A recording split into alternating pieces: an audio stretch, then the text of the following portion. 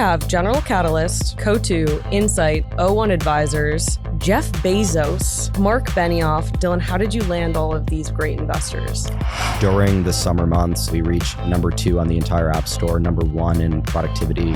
Calendars are extremely sticky products. Yes. I think I look at my calendar more than I look at my text messages. The high school market's very important to us because it's the first touch point with the user, and we want to build a relationship with them for the rest of their lives. But then you must retain the user. Please tell me all of your Gen Z insights. What do they want? What's coming next? Dylan Diamond, it's a pleasure to have you. Molly O'Shea, thank you for having me. Last time I saw you, we were in front of a packed audience of 500 people in this incredible small Westport town Library called Westport, Connecticut. Yeah. Wouldn't How's the trade it fame for the treating world. you? The fame of Westport, Connecticut. No, that was a fun event. You did a great job, and I thought the crowd really liked it. Thank you. I think you did a great job as well. Thank you. Very fun crowd.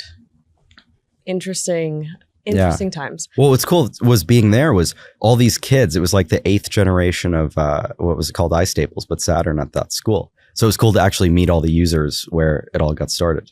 Do you visit schools often? Like, do you go and meet? It was easier when I was 19. Now I feel like they're like, why is this adult in the school? But we do visits like, a couple times a quarter, like user research visits and stuff. I have not been back to Westport though since 21. So it was really fun to be back. Yeah, it's nice. Yeah. It's refreshing. Yeah. Well, you are a big deal. You raised over $68 million in funding by very large names in Silicon Valley. I'm going to name them out. Okay. We have General Catalyst, Co2, Insight, O1 Advisors, Jeff Bezos, Mark Benioff, Dara, Neo, Elad Gil, Dylan Field, and Inspired Capital, and I'm sure there's more. So, Dylan, how did you land all of these great investors?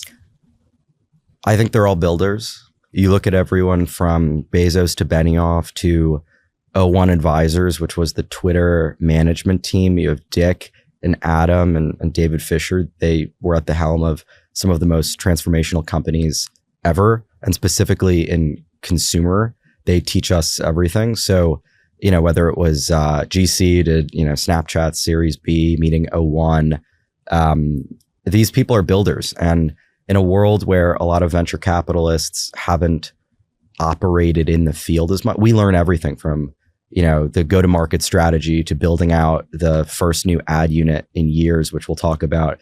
These advisors, these investors have all been there and done that. And we're super grateful to work with some of the best and learn from them all the time. We talked about this a little bit. We both grew up in Westport. We went to Staples High School. The company came out of Staples High School. So can you just talk about the transition from a Staples High School app project, small thing, to now a full-fledged VC-backed company? Yeah. So at Staples, you probably, I built a bunch of apps. I built an app to let kids better check their grades because the school's website wouldn't really work on your phone. Was using it just as a tool for myself. People over the shoulder would see it. They asked for the product. That continued to grow. And then kids from other schools wanted that. And it became the #1 grossing app in the education store at the time. Built, an app for Tesla, ended up working there just as a tool for myself. And then the product that is called Saturn today started off as iStaples. And it was a website where you would upload your schedule, type in your classmates and see is your best friend, is your crush, who's in your class, who are you going to be stuck with for 8 months of the school year.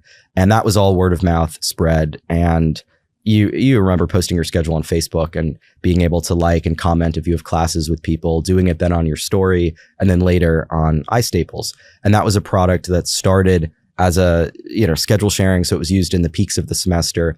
And then Staples' schedule, as are most high school schedules, incredibly complicated.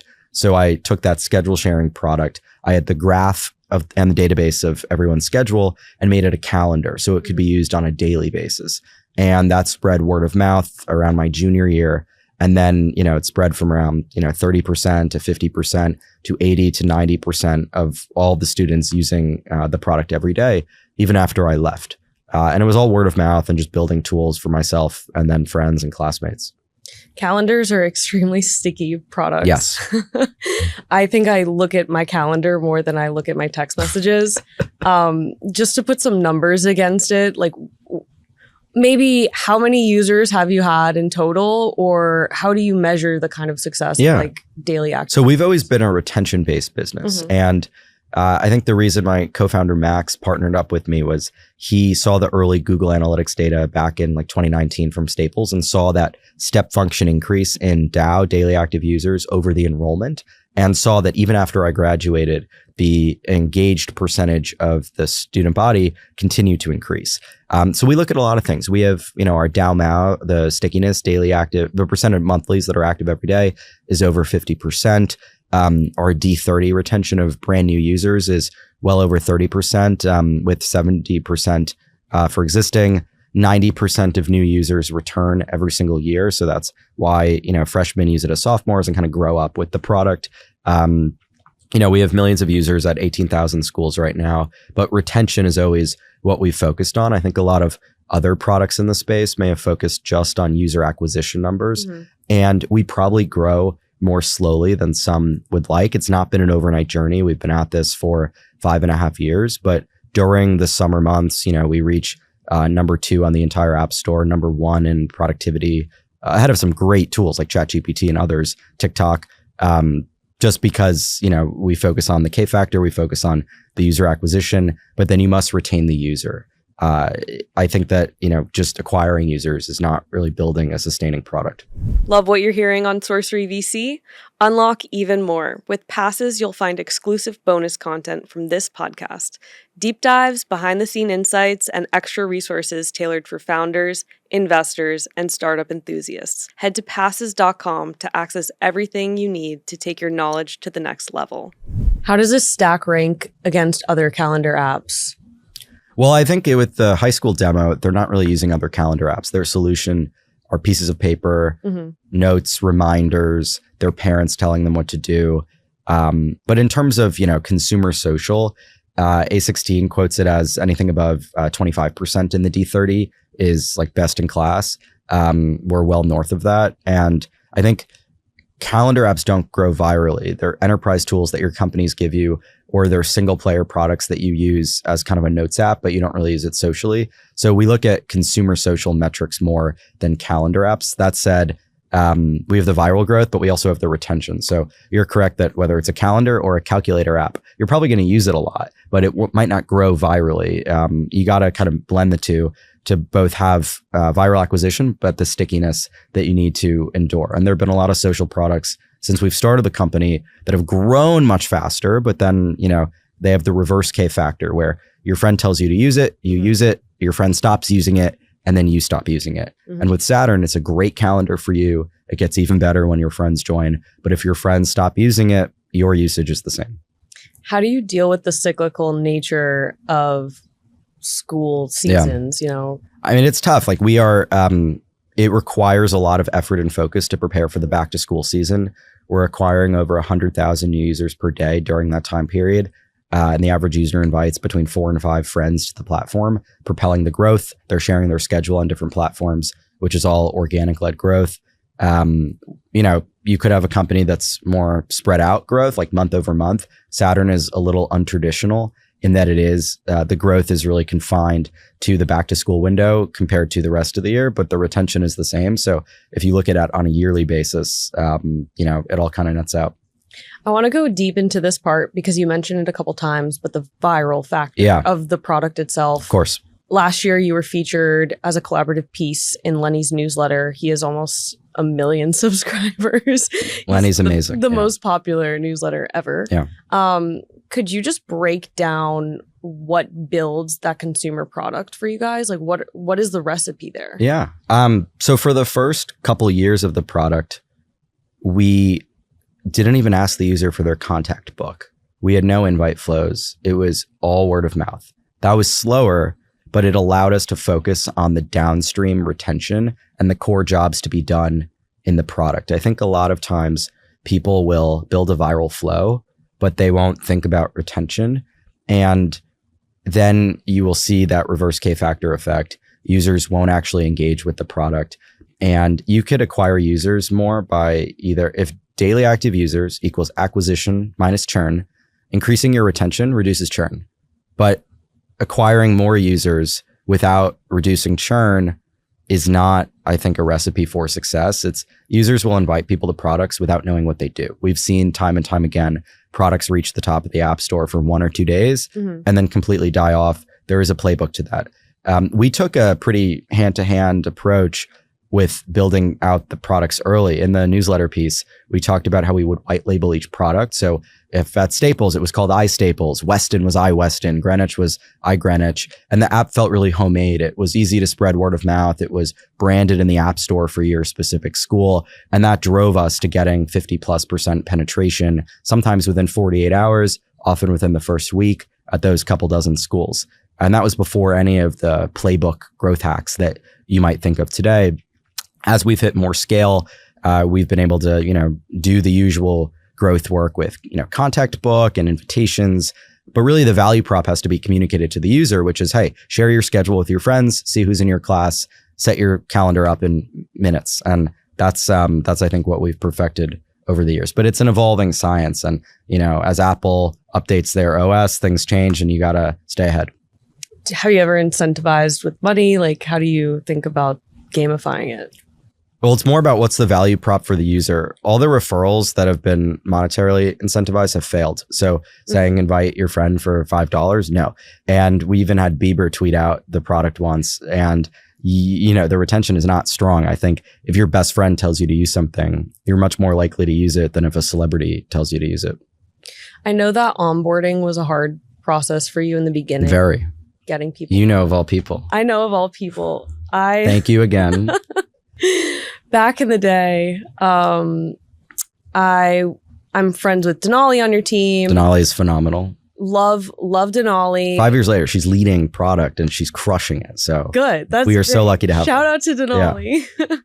But I got close to Rough Draft Ventures in college, and she worked for General Catalyst and yada, yada, yada. Next thing I know, I'm in your office helping out with your lead gen strategy, and I'm cold DMing high school students for Saturn.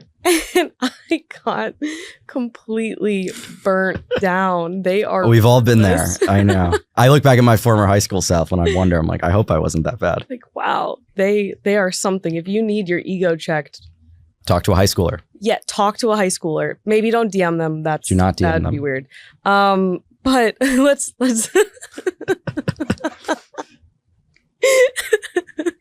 let's talk about the onboarding flow now. Yeah. So what was the process of working that out? So we started off with my cousin who went to Weston High School, and he gave us his friend who was our first ambassador and actually interned for Saturn for many years.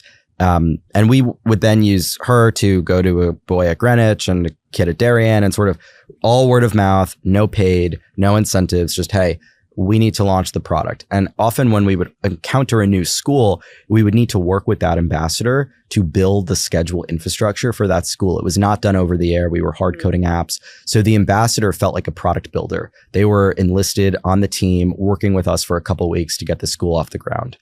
Flash forward kind of, 5.5 years, it's all done with AI over the air. We don't need ambassadors. But at the time when you were here, we were focused on, okay, Saturn is not established as a brand. How do we convince a kid to, want to work with an app called Saturn that they cannot use and download yet? They're on a wait list, and give us all this data. I realize in hindsight how that may have been a lot of asks for the user. And, you were phenomenal with everyone else who you have to kind of do the unscalable to ultimately make breakthroughs. And working with ambassadors at the time was a multi-step process. They would churn. We'd recruit them all early in the summer. You hit Labor Day, they're all gone, right? They'd be in a spreadsheet, and then you'd go to message them to launch the school. It would all be gone. We started with manual ambassadors. We've then evolved to having a waitlist product where people could fill out a form. They would log into Saturn, and if their school wasn't online yet, they would fill out a form, give us the bell schedule, other things we needed to launch the school. And then later on, we made the decision, hey, why don't we just launch all 18,000 public high schools in the country and have the users come to us? And even if in year one, the school doesn't get to 50%, It might in year 2, 3, 4. That's what our data shows. So we actually reduced the high touch component of launching a school by working with a high schooler. Instead, we are demand led now, where we did the wait list and then now every school is online. So schools can just grow on their own through our invitation hooks and through people just discovering the product. I feel like that's very hard though, because as a startup, you have so much pressure to grow super, super fast. You do. I mean, we made bad product decisions, I think, early on when either investors wanted shorter term growth. COVID was a huge hurdle for us because our user base went to zero overnight. We had to adapt. We built a web app that worked on Chromebooks and, that was great. It got like an hour of usage a day, but then we pivoted back to kind of the mobile strategy after COVID. But yeah, one of our board members says our growth is fast and steady. It's not overnight domination, but ultimately it endures, it prevails. And I think that, we now have 6-7 years of cohort data that shows that schools grow significantly year on year. As an anecdote, the first 50 schools when they launched, 7% of all the high schoolers who were enrolled at all those 50 schools were active weekly. Now it's 60%. So wow. Schools grow year on year. Saturn becomes a fixture at the campuses, but you just got to have patience. And a lot of investors didn't have that patience, and we're grateful for the ones that do. Well, what was your thinking being in the founder seat, like shifting over to a long-term mindset? Like, I can't imagine that. It was not a decision that we said, let's shift to a long-term mindset. It was more, it just happened. Yeah. And you got to persevere to see it happen. But I remember we were seeding all these schools in like 2021, 22, and they were getting maybe a couple dozen installs. And we were frustrated. But then the following year at back to school, those schools would go from 30 DAO to 1,200, all because you had people on the campus who kickstarted the seed, who were then able to penetrate the school. Hey, it's Molly. If you enjoy our interviews, check out our newsletter, Sourcery.vc, where we deliver a one-time-a-week top deals and tech headlines report and go deeper on our conversations. Subscribe to Sourcery today. And don't forget to subscribe to the podcast on YouTube, Spotify, Apple, or wherever you listen. The link is in the description to sign up. Shifting to like the Gen Z perspective on this, how has Gen Z trends affected the growth of virality, or at least the adoption of the company itself? I'm sure other products have popped up, but how do you stay relevant with it? It's affected the marketing strategy. When we were in high school, TikTok wasn't a thing. And I'm cognizant that, I built the app with no design team, no UXR team. I would just build for myself. Now trends are a little bit different as you think about the needs of other people. I'll talk about AI in a little bit, of just how we've been able to make the calendar a lot more approachable to people who otherwise were put off by archaic traditional interfaces. I think also with Gen Z, they're super smart and they have really high standards for products. So if you think about all the products that will be on a young person's home screen, their dock even, the bar is really high. So we're, used 10 plus times a day. We need to compete on that side. And whether it's mobile design, performance, the size of the app, a lot of kids have older phones. They don't have strong cell service. The product needs to work offline. You need to adapt for all these things so that the product can work, whether you have low, high bandwidth, new phone, old phone, and kids are very twitchy. Their attention span's quite short. I think that's also what separates Saturn from traditional calendaring products. Have you had to implement new features or any features because of those behavioral aspects? We built an Apple Watch app, a live activity. We've done a lot of work around trying to predict when the user will open Saturn and notify them in advance. Even though as an investor, you might see that hurts like number of sessions. We don't really care because it spreads word of mouth if you're putting content on the user's lock screen for them. The onboarding flow, it used to be 8 minutes. We cut that in half and then cut that in half again with AI. Just like take a picture of your schedule, upload it much faster than typing things in. So there are always changes. Well, like what are like the social aspects between friends and like that? Oh, I mean, you want to make it something that people will invite their friends to. So whether that's posting to their Snap story, then doing that on Instagram, then, iMessage is sort of taken off even more so. You want to make it that you drop your Saturn link in, you get all your friends on the product. You want to be careful of privacy. I think a lot of people are more privacy conscious. So being in control of who you're sharing your calendar with. We've had to do a lot of work on verifying that you are an actual student in that high school for a lot of the social effects, like browsing your friends' schedules and calendars and your classmates. We used to only work with, schools that used a school email. Now we work with schools that don't. So you need to always adapt and make sure that it's still really fun, but also a secure environment. Going into the AI element of it. Yeah. So where are you at now with AI implementation within the app? So we've done two things with AI. We've been using it already for years, and obviously in the last 18 months, in the last week, every week it's crazy, but it's accelerated our school launching process and really reduced OpEx. So if you think about every school website has all these calendars out there, and we're the only ones crazy enough to want to structure that data.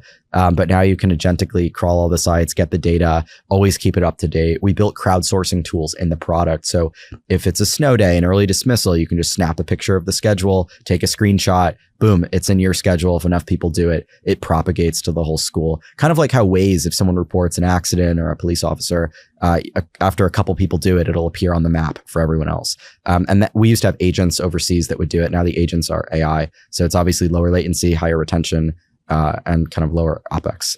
And then in the product, what's really cool is you can talk to your calendar now. So your calendar will give you a summary of your day. You can talk to it through, voice and text. And I think that type of interface is approachable to young people because they do their homework on ChatGPT. They're the fastest adopters of LLM. They're the most receptive to it. Outside of all software engineers, young people are adopting the technology at the fastest clip. And I think it enables you to take a generation of people that otherwise would not be a calendar user, because you think about traditional calendars, you open them for the first time, they're empty. You need to learn what recurring events are, structuring your day in minutes. And if you're not taught that in an enterprise setting, it's really hard. So you use notes, you don't structure, you use reminders, you scribble things down. Your parents tell you what to do. And if the calendar can kind of gently prompt you for that information, you don't need to structure it, it'll structure it for you. So we're building with our team a lot of new modalities and tools in the app to help you stay organized and input data into a calendar that are not those kind of, I joke it's a global entry application to create an event. There's so many fields, it takes too long. And it's, I don't think the voice control on a lot of products is good enough. And high school kids want to just talk like they talk to a friend. Right. How do you work with schools? So we're all bottoms up, all, word of mouth.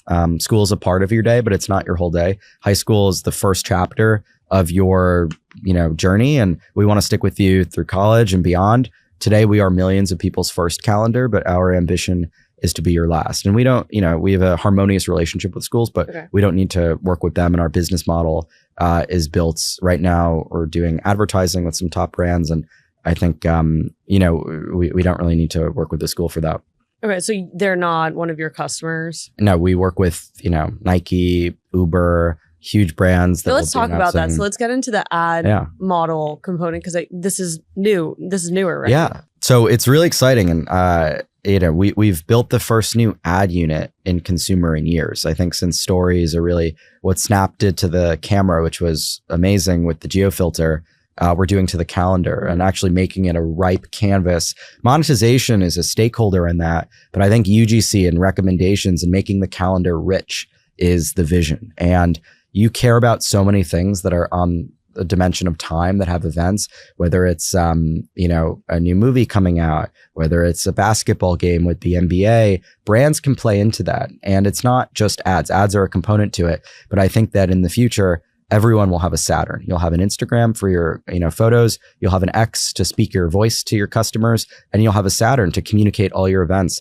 And if that content can be rich, engaging, live in people's calendars where they already are, we think that's really beneficial. And we've been fortunate to work with great partners who, feel that young people shouldn't be scrolling all day, that the form of advertising that is, dominant right now is not necessarily highest converting, most engaging, even though there are more eyeballs there.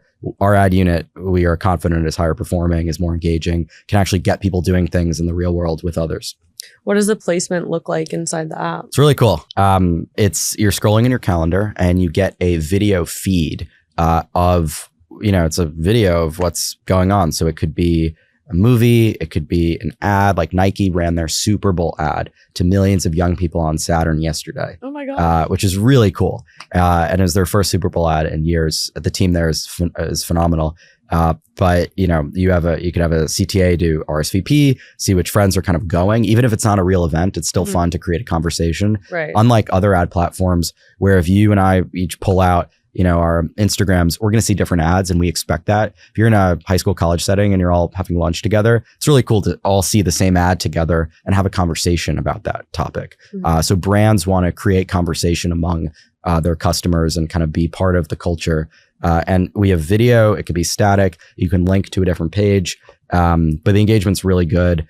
I think, Nike did the thing yesterday. They were offering free t-shirts. And I think it was like within a couple minutes, they ran out of free shirts because the click-through was so high on the ad. So we're just getting started with it. And again, everything that a brand wants to offer usually has a time component to it. Could be, in-store event, movie, whatever. And the calendar is the best way to do that. Is that viewed as like a higher premium kind of ad because it's so hyper specific to the demographic? You could target the entire nation. You could target a given school. Yeah. You could target, all the people who, are on the football team. Like you could target it in really interesting ways because you have the calendar data. Mm-hmm. We talked about this like a little bit before, but I just want to zoom out. How hard is it to build, monetize, and maintain a 0 to 1 consumer product? Yeah. A lot of these take off like a rocket ship and then they plateau or they go down and they fade away and we never see them again. Or they can't monetize. I would say we have the best team for our stage in consumer, consumer productivity, consumer social, consumer AI. We hired the team out of Snapchat that built a lot of their AR product, the guy who ran AR, the guy who built the augmented reality ad unit. And building an ad unit has all these regulations and standards I did not know about. So I'm really grateful to their expertise to learn how to properly do it. My co-founder, I think, is the best salesman ever. He's worked, in top brands. Every, top brand these young people love is in our pipeline. And that took, it's like a 0 to kind of 6-month journey from no ad product to now running the Nike Super Bowl ad and doing Uber ads and many more to come. But it is a different process. You have to have more redundancies, metrics measurement, engagement. I say the rest of the company's a little more on the move fast, break things mindset. The ads, you got to report correctly. You got to have redundancies. But then I think, for the rest of the consumer product, monetization, certainly something the VC market pushed us towards in terms of you need to be measured on your fundamentals, your unit economics. That's ARPU. That's thinking about the LTV of the user. These are things that when we raised previously and looking at a lot of those apps you were referencing, they may not have been as important then, but I think now they are. And it is a good forcing function to make sure you're actually building a business, not just a product. I always find it really fun and kind of, I don't know, devious to take bets on consumer apps that grow and rise. Obviously, Nikita Beer is super good at building these viral apps over and over again. But you never know how to maintain. I mean, Nikita's a good friend and an advisor. We've worked with him a ton over the years. Mm-hmm. I think the magic was, how do you put a growth flow on an already really retentive product with, DAU/MAU 55%, D30 retention for new users in the high 30s, existing high 70s. Like that's ripe for a growth product. But a lot of times people are just like, look, let's build a growth product and then throw a million darts at the wall and see what works. We were fortunate to be in the reverse position. As we think about where you started in high school, how are you thinking about expanding Saturn? Look, we're in 18,000 schools. Those schools continue to grow year on year. The high school market's very important to us because it's the first touch point with the user. Mm-hmm. And we want to build a relationship with them for the rest of their lives. So rather than pick a different tool, they start calendaring with Saturn when they're 13. And we want to build the personal calendar for the rest of their lives. So in college, there's no purpose-built calendar. When you graduate college, you of course will enter the workforce and use enterprise tools. We think those can be complementary to the graph that Saturn is best, fit to serve, which is friends, family, the people closest to you. I joke, it's the people in the Apple share sheet, everyone who you care about, whether they go to your college or not.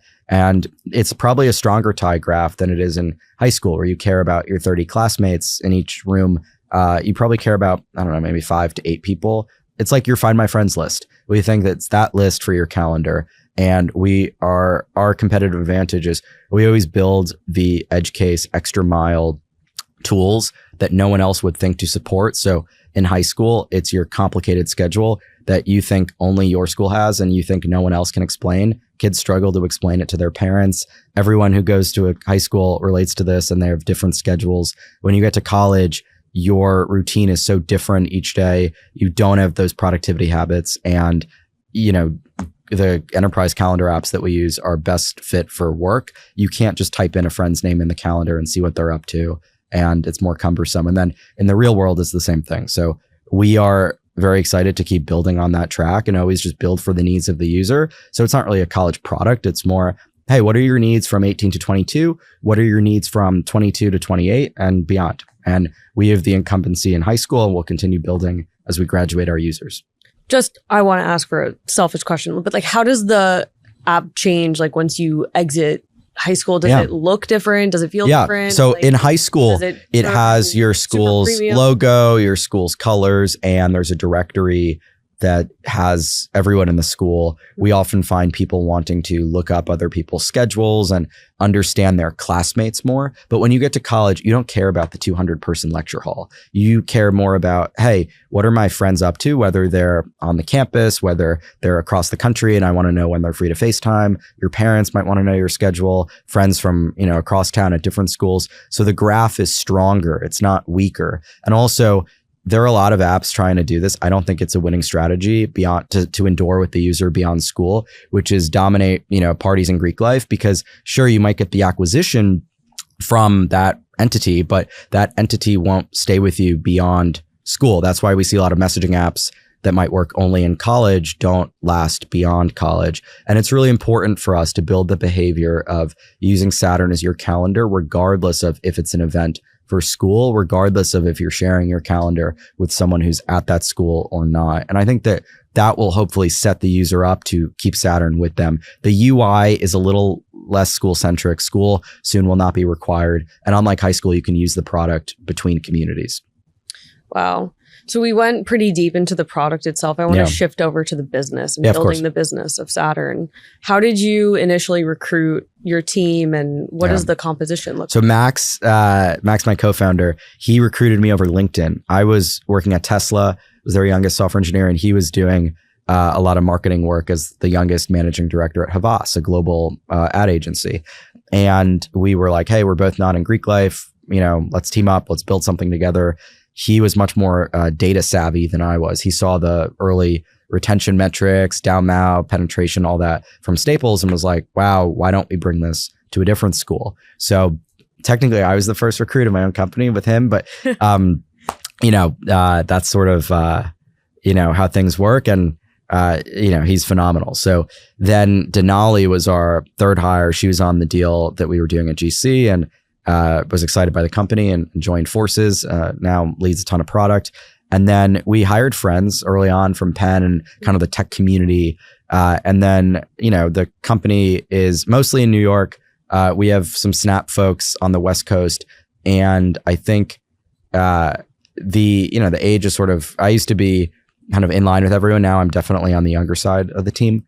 That's okay. We've been able to hire really great people. As I said, VP product, led a lot of product at Snap, head of monetization, built the 0 to 1 ad unit at Snap and AR. And then we've done, hiring great engineering talent from top companies. So I learn a lot from them. But I also think, given now I am not the high school user, it's important to, keep people around the office who are high school, college age to help you build the product. How do you get that product feedback? We have a great user researcher. We go on the ground. We do events. We do a lot of user research through the app. We're fortunate to have an engaged audience, and brands want to pay for the same sort of insights product that we use ourselves to understand what's working and what's not. I think we have a great data science team, and we probably, early on I did data science at Tesla. We took a really data-centric approach to the product, which was probably premature for the stage we were at the time, but it really helped us growth. Yeah. Shifting into the capital raising, you have raised a quite substantial amount of money for the company.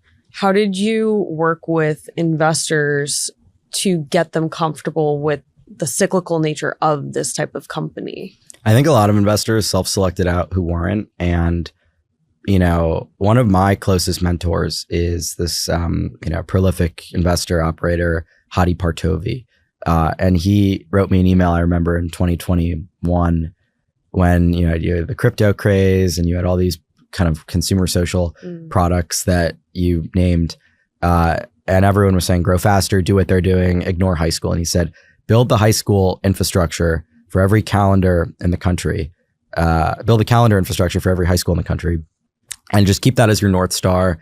And, don't worry about anything else until you do that. Don't worry about the seasonality. Your metrics are, very, very strong, and just have that confidence. And I was very grateful for that advice, because it was a time when a lot of investors maybe didn't have that patience and wanted us to use those shorter term growth tactics over retention, which we refused to do. So they've been, all the investors on the cap table have taken that bet, and it has been a longer term strategy. But if you look at the year to year data, it definitely was worth it. What were the biggest challenges that you've had to overcome as a founder building this out?